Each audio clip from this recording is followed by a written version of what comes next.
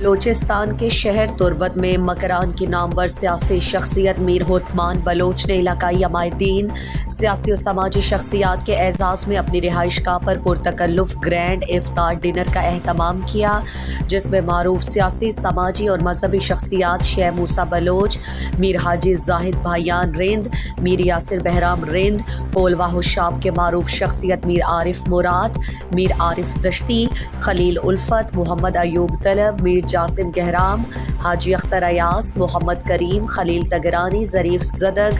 معتبر خلیل رند، جلیل احمد رند دشتی،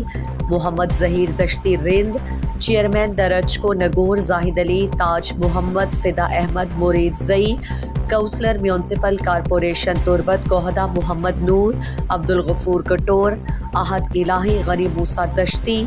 کیپٹن چاکر خان، جاوید دشتی، گلوکار عارف بلوچ، جیلر یاسین، مراد جان رئیس، میران حیات، عبدی رند، عبدالقیوم رند سمیت بلدیاتی نمائندوں، سیاسی سماجی کارکنان، بارڈر رابطہ کمیٹی کے ارکان، صحافیوں اور دیگر ماکتاب فکر سے تعلق رکھنے والے افراد شریک تھے۔ افطار کے موقع پر شیخ موسیٰ نے ملک و قوم کے لیے خصوصی دعا کی۔ افطار ڈنر کے موقع پر باہمی دلچسپی کے امور پر تبادلہ خیال کیا گیا۔ میر ہوتمان بلوچ نے افطار ڈنر میں شرکت اور عزت افزائی پر علاقائی عمائدین اور معتبر شخصیات کا شکریہ ادا کیا۔